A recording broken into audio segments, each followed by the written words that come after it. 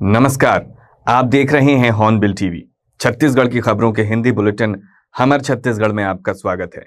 छत्तीसगढ़ के नक्सल प्रभावित जिले दंतेवाड़ा में पुलिस को एक और बड़ी सफलता मिली है। जिले में 37 नक्सलियों ने पुलिस के समक्ष आत्मसमर्पण किया है। पुलिस अधीक्षक गौरव राय ने प्रेस कॉन्फ्रेंस कर इसकी आधिकारिक जानकारी दी। सरेंडर करने वालों में 27 इनामी नक्सली भी शामिल हैं, जिन पर कुल 65 लाख रुपए का इनाम घोषित था। यह आत्मसमर्पण सुरक्षा बलों के लिए एक बड़ी उपलब्धि और नक्सली संगठन को कमजोर करने की तरफ एक नया कदम माना जा रहा है। पुलिस के अनुसार आत्मसमर्पण करने वाले कई नक्सली वर्ष 2024 में हुई पुलिस नक्सली मुठभेड़ में सक्रिय रूप से शामिल थे। इनमें से कुछ ही नक्सली कुख्यात मिनपा हमले में शामिल थे, जिसने पूरे देश को हिला दिया था। मिनपा घटना में पुलिस पार्टी पर हमला कर नक्सलियों ने 26 जवानों को शहीद कर दिया था और 20 जवानों को घायल कर हथियार एवं गोला बारूद भी लूट लिए थे।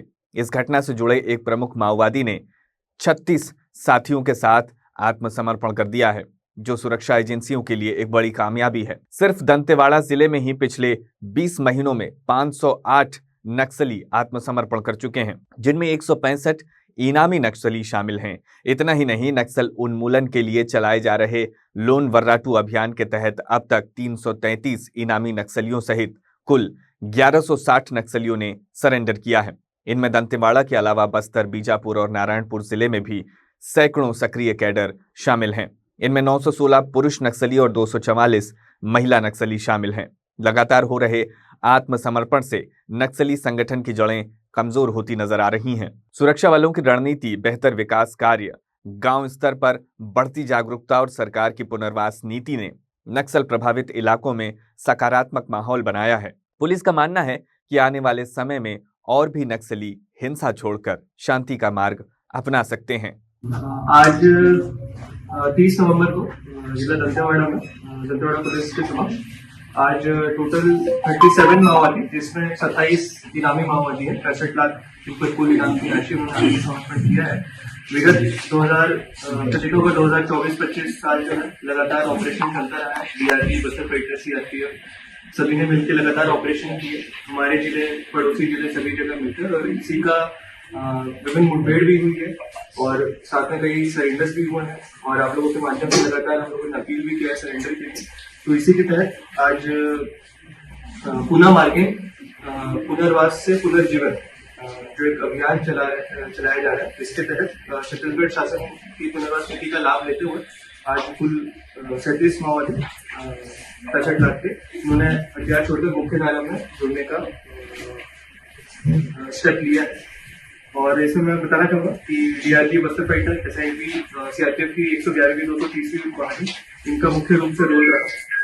अगर देखा जाए तो पिछले 20 महीनों में कुल 508 अधिक माओवादियों ने आत्मसमर्पण किया है। रविवार को बिलासपुर में एक बार फिर रजिस्ट्री शुल्क वृद्धि के मुद्दे पर कांग्रेस पार्टी ने जोरदार प्रदर्शन किया। कांग्रेस भवन से बड़ी संख्या में कांग्रेस नेता और कार्यकर्ता पैदल मार्च करते हुए नेहरू चौक पहुंचे, जहां उन्होंने मुख्यमंत्री विष्णुदेव साय का पुतला दहन कर प्रदेश सरकार के खिलाफ अपना विरोध दर्ज करवाया। प्रदर्शन के दौरान कांग्रेसियों ने जमकर नारेबाजी की और रजिस्ट्री शुल्क बढ़ाने के निर्णय को जनविरोधी करार दिया। नेहरू चौक में स्थिति बिगड़ने की आशंका को देखते हुए पुलिस ने भारी सुरक्षा बल तैनात किया था। पुलिस ने प्रदर्शन को नियंत्रित करने और पुतला दहन को रोकने की भी कोशिश की, लेकिन कांग्रेस कार्यकर्ता सुरक्षा घेरा तोड़ते हुए आगे बढ़ गए और मुख्यमंत्री का पुतला जला दिया। मौके पर कुछ देर तक अफरा तफरी का माहौल भी देखने को मिला।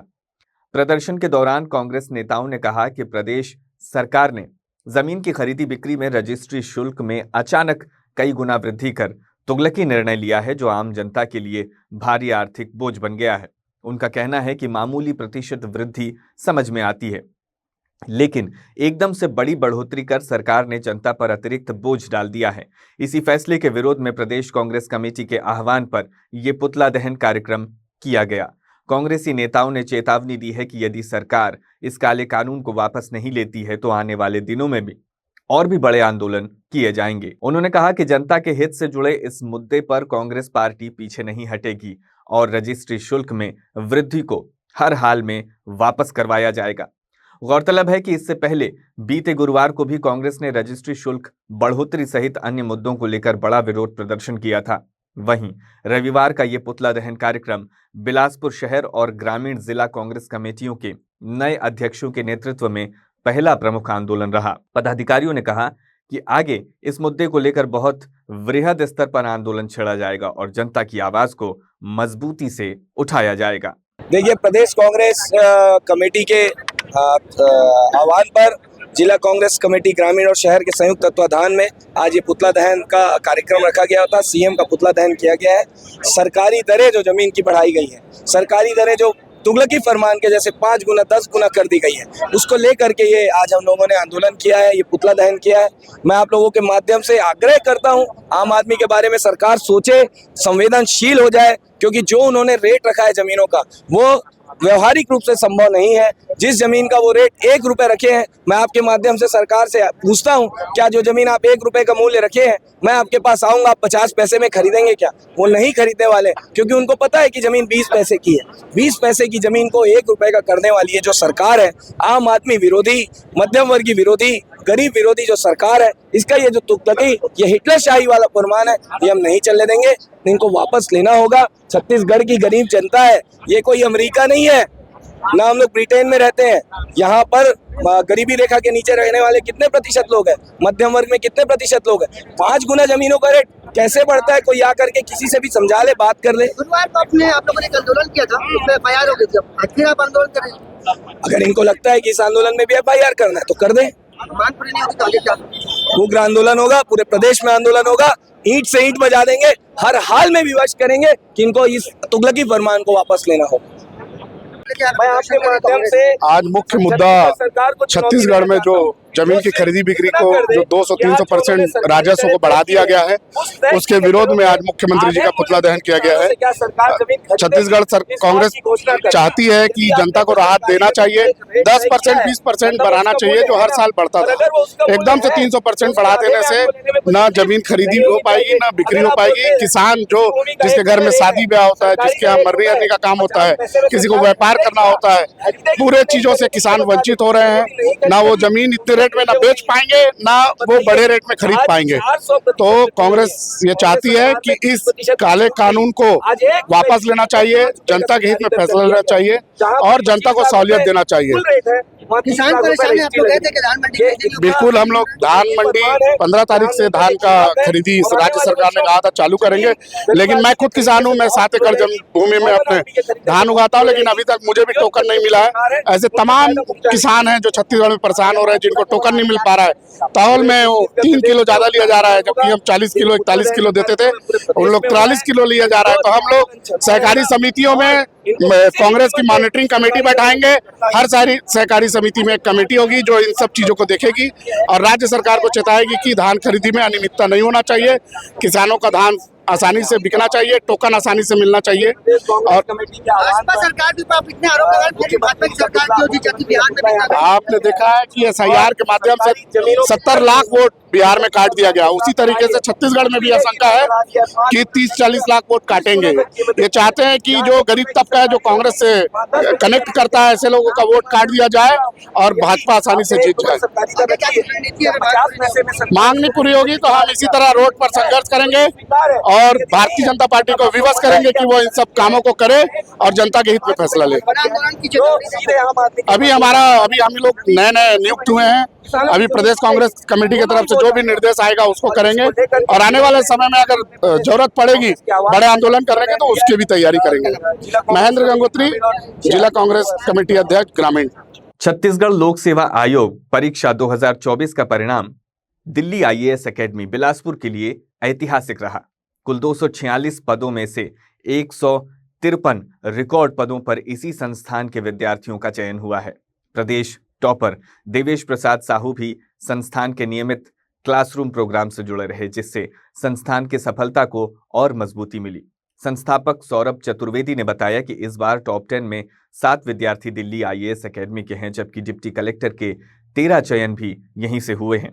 रायपुर निदेशक स्वतंत्र राजपूत ने जानकारी दी कि संस्थान सामाजिक दायित्व के तहत 2021 से एकलव्य स्कॉलरशिप चला रहा है।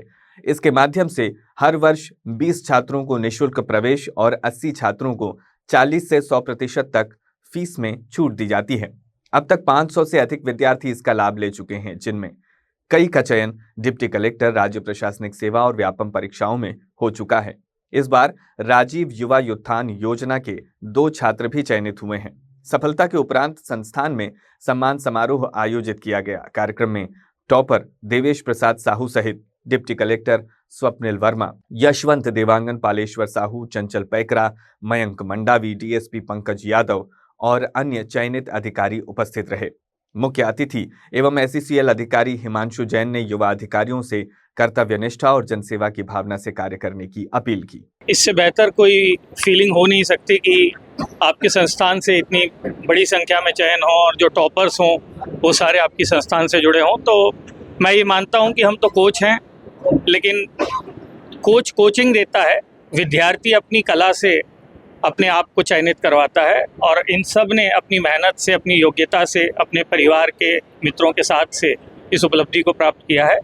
तो मैं दिल्ली आईएएस परिवार की तरफ से इन सभी को तहे दिल से धन्यवाद देना चाहता हूं कि इन्होंने अपनी मेहनत से इस मुकाम को प्राप्त किया और मुझे उम्मीद है कि आगे चलकर अपने परिवार का बहुत नाम रोशन करेंगे और छत्तीसगढ़ के समाज की सेवा के लिए तत्पर होकर काम करेंगे। जो मैंने इतने सालों में पढ़ाते हुए इनको सिखाया है वो यही है कि आपके अंदर ये ताकत है कि आप लोगों की ज़िंदगी को बदल सकते हैं, उन्हें गहराई से छू सकते हैं और ये बदलाव लाने की ताकत जो आपके अंदर है इसका आप पूरी ऊर्जा के साथ प्रयोग करें और सरकार की योजनाओं को, कार्यक्रमों को तृणमूल स्तर तक पहुंचाएं, अंत्योदय के विजन को पूरा करें। यही मेरी सोच है और मैं चाहूँगा कि आप में से कोई कुछ नहीं, काफ़ी अच्छा लगा। मम्मी पापा भी काफ़ी खुश थे, टीचर्स काफ़ी खुश थे और इस संस्था में जब हम आए तो सौरभ सर का रोल सिर्फ हम एक एजुकेटर या सिर्फ नॉलेज देने वाले तक का लिमिटेड नहीं मानते। वो उन्होंने कैरेक्टर बिल्डिंग में हमारा काफ़ी योगदान किया। सबसे बड़ा रोल सौरभ सर का ही हमारी कैरेक्टर बिल्डिंग में। और इस संस्था में हम कहाँ पीछे क्लास में बैठते थे और आज आगे हैं, तो यह भी काफ़ी खुशी का पल है हमारे लिए। कितनी कठिनाइयों का सामना करना पड़ा था, किस तरीके से तैयारी किया? काफ़ी लंबा सफ़र रहा। 2021 से ये सफ़र शुरू हुआ था। इसमें 4 अटेम्प्ट लगे मुझे टोटल और फाइनली ये सफलता हासिल हुई है। अभी डेप्यूटी कलेक्टर के पद पर चयनित हुआ है। और स्टूडेंट को क्या कुछ कहना चाहेंगे अपनी सफलता के? कॉन्फिडेंस से आप सब आगे बढ़िए, मेहनत करिए, निरंतर लगे रहिए और सफलता ज़रूर हासिल होगी।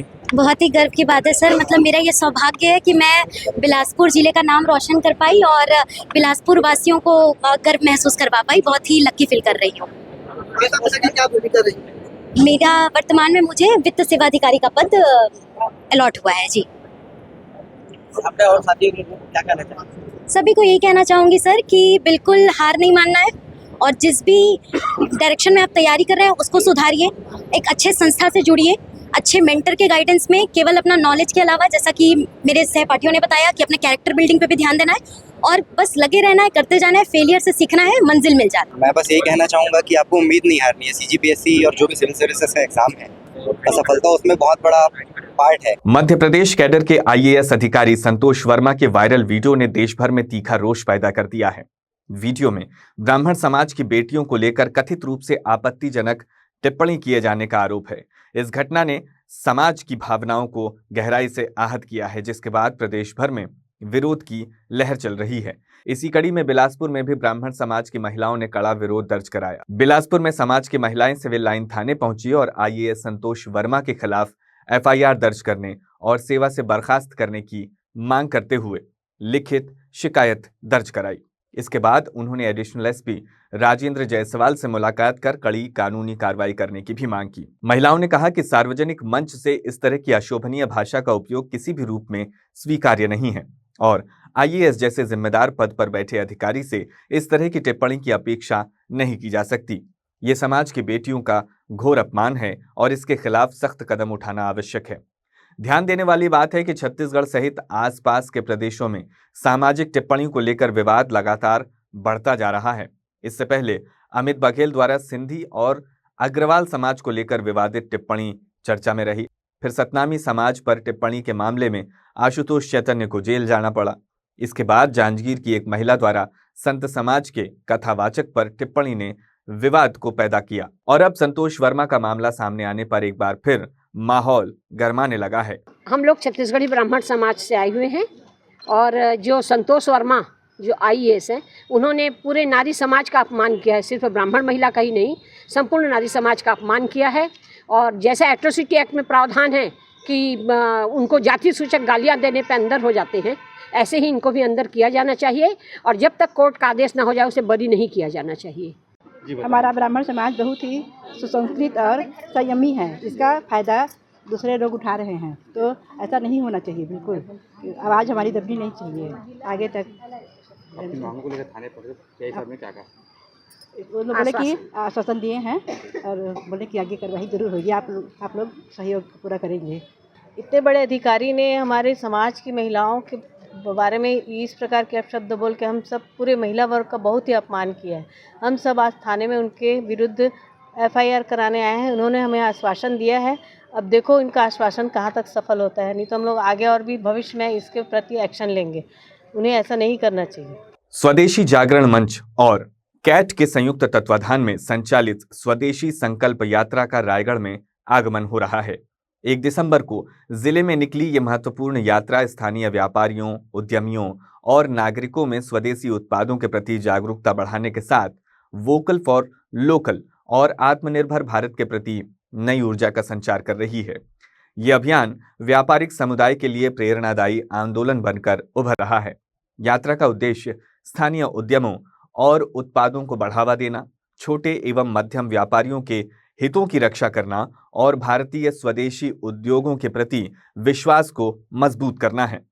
इसी सिलसिले में स्वदेशी जागरण मंच रायगढ़ के जिला संयोजक प्रेम नारायण मौर्य और कैट इकाई के अध्यक्ष किशोर तलरेजा ने अपने प्रतिनिधि मंडल के साथ वित्त मंत्री से मुलाकात कर यात्रा की अगुवाई करने का निवेदन किया था, जिसे वित्त मंत्री ने सकारात्मक रूप से स्वीकार किया है। स्वदेशी संकल्प यात्रा का मुख्य लक्ष्य भारतीय आर्थिक आत्मनिर्भरता को गति देना है।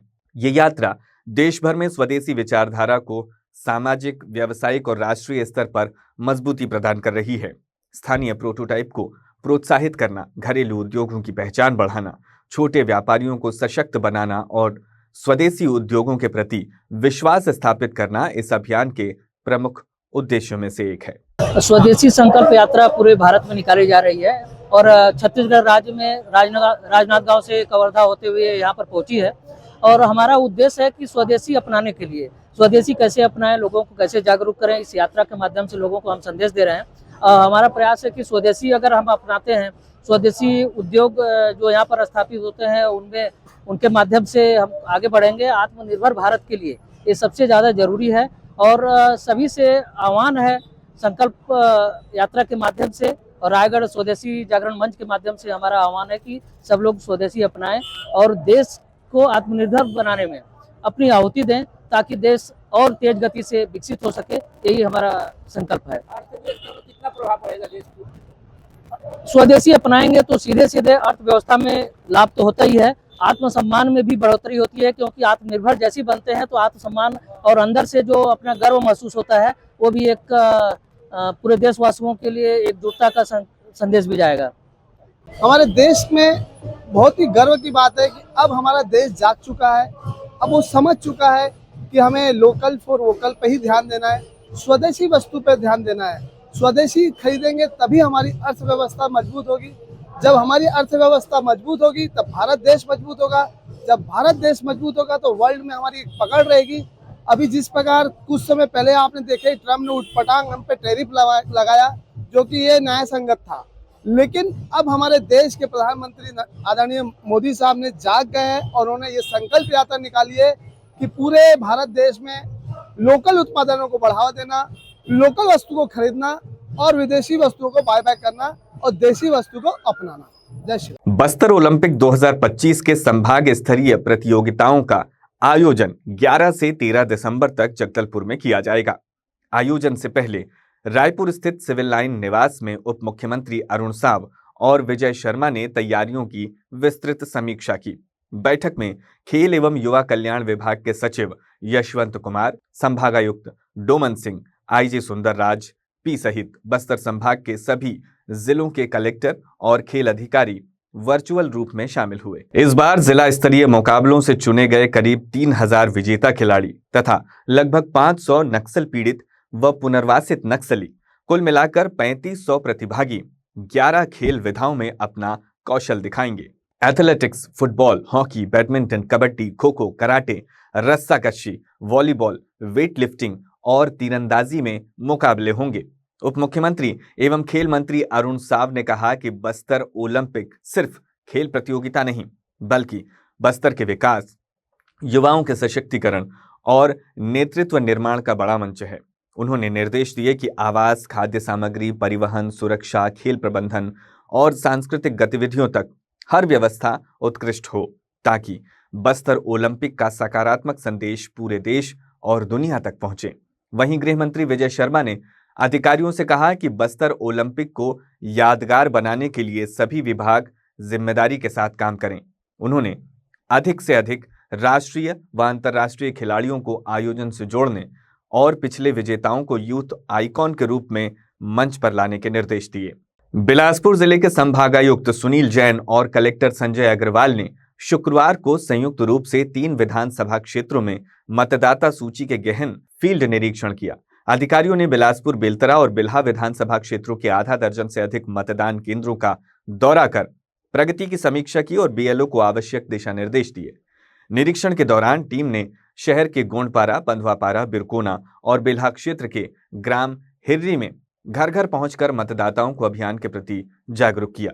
कुछ बचे हुए मतदाताओं के घरों में जाकर गणना पत्रक शीघ्र भरकर जमा करने का आग्रह भी किया गया। संभागायुक्त जैन ने बताया कि अभियान की सफलता में राजनीतिक दलों द्वारा नियुक्त बूथ लेवल एजेंट महत्वपूर्ण भूमिका निभा रहे हैं, लेकिन निरीक्षण के दौरान किसी भी केंद्र पर बीएल उपस्थित नहीं मिले।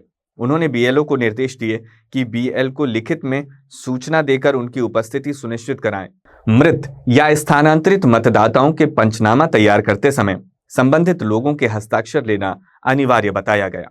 कलेक्टर अग्रवाल ने बीएलओ की समस्याएं सुनी और आवश्यक समाधान के लिए सुझाव भी दिए।